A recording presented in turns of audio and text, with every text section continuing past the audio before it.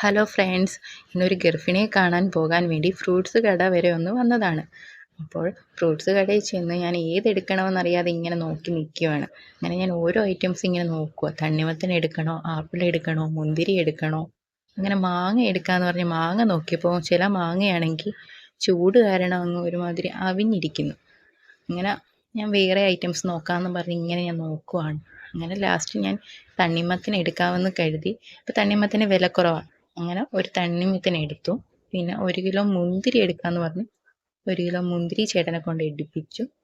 പിന്നെ 1 കിലോ ഏത്തയ്ക്ക എടുത്തു. പിന്നെ മാതളത്തിന് ഇച്ചിരി റേറ്റ് കൂടുതലാണ്. അത് കാരണം ഞാൻ മാതളം 1/2 കിലോ വാങ്ങിച്ചു. പിന്നെ ആപ്പിളിനാണെങ്കിൽ പലതരത്തിലുള്ള ആപ്പിൾ ഉണ്ടായിരുന്നു. അപ്പോൾ ചേട്ടൻ്റെ അടുത്ത് പറഞ്ഞ് നല്ല ആപ്പിൾ നോക്കി 1 കിലോ എടുക്കാൻ പറഞ്ഞു. അങ്ങനെ ചേട്ടൻ നന്നായിട്ട് നിരീക്ഷിച്ചാണ് ആപ്പിൾ എടുത്ത് തന്നത്. പിന്നെ ഞാൻ മാങ്ങ നല്ലത് നോക്കി 1 കിലോ അങ്ങ് വാങ്ങിച്ചു.